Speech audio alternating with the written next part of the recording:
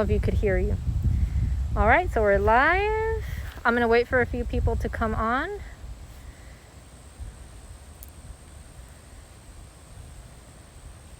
Before we start. Okay.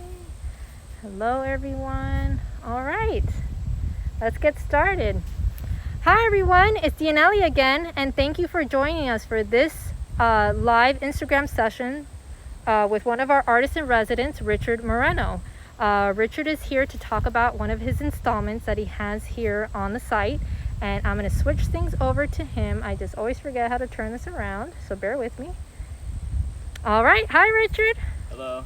Hey. Guys, please let us know if you cannot hear him. I can move the camera closer. We just wanted to make sure you got a full look on his installment. So Richard, why don't you tell us a little bit about yourself and why you chose the Deering Estate as your residency? For sure. My name's Richard, and this is my work here. I'm a visual artist, primarily working in sculpture. And I moved back to Miami after pursuing an MFA degree in Rhode Island recently, about a year ago. And this opportunity to create work at the Deering Estate really intrigued me due to its proximity to nature, particularly its proximity to the water. Initially, I had an idea for a project to create a canoe that could be functional, that I could use here on the estate and then later turn into a sound and light sculpture. But due to certain circumstances, I still hope to create that piece. This was the first piece I created here on the estate after being accepted as a resident. Awesome. So why don't you tell us about the mysteries of the first stone? For sure. This was a piece I created through inspiration of both the land here at the Deering Estate and also the architecture. I wanted to create a work that really built off the limestone as a ubiquitous motif of the South Florida landscape. So I created this limestone cast mold of a limestone. I cast it in resin from a limestone that I found on the estate. And I really wanted to build off this like narrative of the limestone that's also used in the architectural walls of the stone house here in the Deering Estate, and some of the border walls, and just something that we see around. I wanted to build upon it and create a narrative about this element. Other elements I drew inspiration from were the archways and these sort of portals that we see again in the stone house here. And then inscribed down the side of the piece are the coordinates that I found the actual limestone that I decided to cast here on the estate. That's pretty cool. And so now I know the development of our Spring Contemporary project was happening right before the quarantine started. So how did that affect your work in a positive or negative way? Yeah, I have sort of mixed emotions on how it went down. Due to the quarantine, I didn't have access to a studio or some of the normal tools that I'll have access to. So this piece was built literally piece by piece in my backyard and then later reassembled here. But I think with my work, there is sometimes like a struggle or a fight to create. Mm-hmm. And I think in times it became more evident in building this. By building this outside, in the finish, the actual surface of the piece has a sort of texture of just like blades of grass, leaves, little detritus from nature that got embedded into it. And at first it was something that I tried to sand down and create pristine, but then after a while I kind of went with it, and I feel like it created a second layer to this piece, that it exists and is alive outside, and it was also built and came to life in my backyard outside. That is really cool. And why the limestone? Can you tell us a little bit more about that? The limestone to me sort of had certain mystical properties to it. When I think about just the amount of time it takes the earth to form one of these, anywhere from hundreds of thousands to even possibly millions of years, I think it's kind of humbling to think of that this one certain limestone could have witnessed all of human history and still continues to exist. It's also something, if we just dig anywhere here in South Florida long enough, more often than not, we'll end up hitting this limestone. Awesome. And can you tell us a little bit more about the fact that the light within the dark, right? This whole concept. Why you chose to have the light kind of focusing on the limestone. I really wanted to use light as a motif in this work. Light is something that I use very often in my body of work. But particularly with this piece, I wanted to have a sort of transformation that happens at night.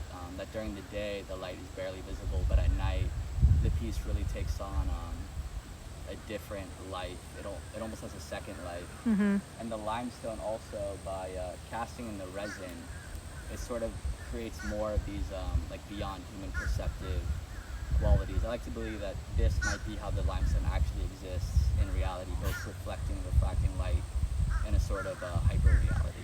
That is a pretty cool concept. We do have a question that I think would be perfect for now. Sophia wants to know if you can talk more about the role of mysticism in your work.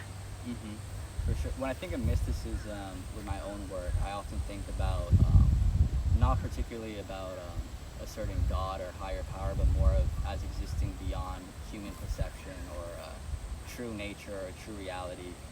So with this piece in particular, I was trying to think of how like a true form might exist with light both being perceptive to shine through and reflect off, as opposed to like the normal matte experience that we see when we see the limestone.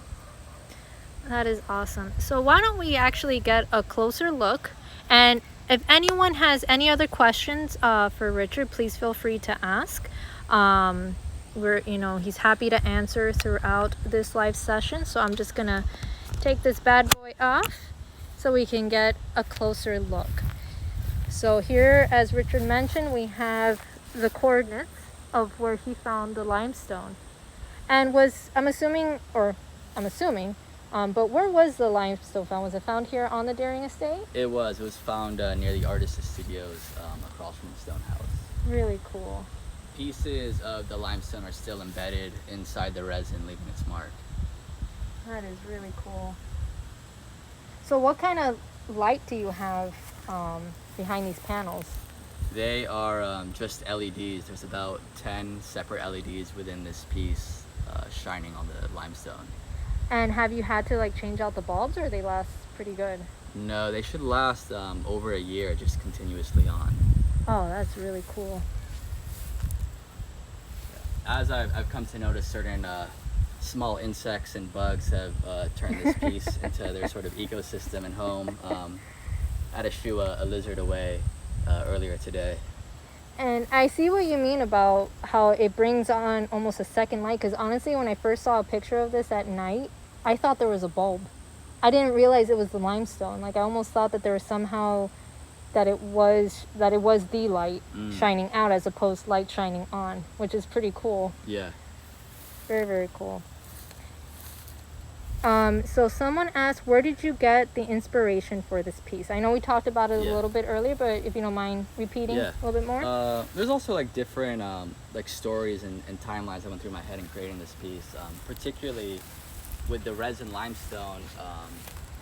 One of the points of inspiration was a mosquito trapped in amber or in the resin of a tree that could survive millions of years. I was thinking of this sort of timelessness that an object like that could possess, and I was trying to recreate that timelessness into this piece to think of like a moment outside of time.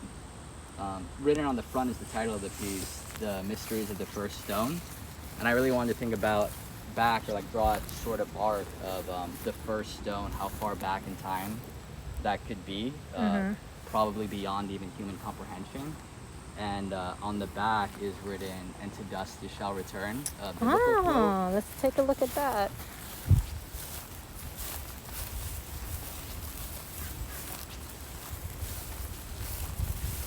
Oh yeah, I see it. And I was thinking of this as sort of like an entropic end to it all, and this limestone existing outside of time, somewhat perhaps in the middle of it, or a moment frozen in time. I love it. I mean, and it's what I find fascinating about it is that every angle has a unique look at the limestone. So, I mean, this is a truly beautiful piece. How long did it take you to put together? Casting the limestone itself took about 2 weeks. It was sort of a difficult process. One, I spent a day on the Deering estate to find the right limestone, and this one had an interesting shape to it and was a size that I could pick up and hold close to my body. So I took it home with me and had to bathe it to get off some of the grime and detritus to get a mold to adhere to it. And after doing that, then I had to flip it over and cast the resin into it, which took about 2 days to dry. And from there was building the wooden structure, which probably took about a month. And then I had to create my own tool to bend and form these sheets of plexiglass, which took a while itself. I'd say in total about 3 months to create this piece. 3 months, wow, that's amazing. That is amazing. And yes, Sophia, every angle frames a different view of the estate, and this is one of my favorite, Richard. I know you're already looking, but check that out. Yeah. That is a gorgeous shot. I like to think of these archways almost being like in conversation with the archways of the stone house, that you can see them as you look through. Most definitely. Yeah, and I have to say, because again, I know you weren't really looking at the screen, everyone is loving your work. They've been sending so many praises for everything you've done. They're all excited to come and view it. Everyone, this will be here for the next few weeks, right? So our doors are open Monday through Sunday from 10 a.m. to 4 a.m. Our outdoor spaces are available. We have another question. What was the most difficult aspect of creating the piece? Most definitely casting the limestone. Yeah, I could see that. Yeah. The limestone itself probably weighed close to 100 pounds, and this is exactly 80 pounds worth of resin. And of course, at times there's like moments of cure inhibition, so I had to use a heat gun and reapply in certain spaces to make sure that it would cure. But as you can see, there's still certain drips happening. Amazing. We had another question. What keeps you motivated to continue working on a piece that requires so much time and hard work? $1 million question. That's a lot. I mean, it takes like certain levels of inspiration, music, getting your mind in that way, and then also seeing a project through. With this project taking so long, there's moments where you feel drained out and you question if it's gonna work. But there's also to see something that you came up with in your mind to become an object in reality. I think is really fruitful and fulfilling. So seeing that through to the end is sometimes just a push in itself. Yeah, most definitely. It really is a beautiful view, and I think. And I know what I wanted to ask. What made you pick this specific spot? This spot I really enjoy, as opposed to being out in the open, that it's framed here by the mangroves. It really creates a setting and a space for the audience to walk around. When I initially imagined this piece, I wanted the "And to dust you shall return" to be sort of hidden, or like a last clue for like the one audience member that wants to investigate a little bit further, and this really set that up. That's pretty also, awesome. the proximity to the water adds almost like a soundtrack to it, that we can hear the water coming in and out. That just auditory element I thought brought a lot to this piece. Very nice. Well, I'm so glad we were able to come at this time. And guys, it almost rained on us, but we talked to the universe, and the universe listened so that we can show you this beautiful installment here, and the sky opened up for us. So we're incredibly grateful that we were able to share Richard's piece. Another question. Do you have your next piece in your mind already? And I think you talked on this, but if you want to mention it again. The piece I initially came to the Deering Estate to do was a canoe piece, and I hope to do that by the end of the year. But a piece I'm really excited on right now that I think will be my next piece would be to create a solar-powered amplifier that I could use. On the estate, there's a cave with evidence of human life from 10,000 years ago, and I think it would be really powerful to draw energy from the sun and create music in that cave. That's really cool. All right, well, thank you, Richard. Everyone, as I mentioned, you are welcome to come view this piece. Monday through Sunday from 10 a.m. to 4 p.m. we are open, especially for our outdoor spaces. So I definitely encourage a visit. And we definitely have more projects to come for our spring contemporary projects.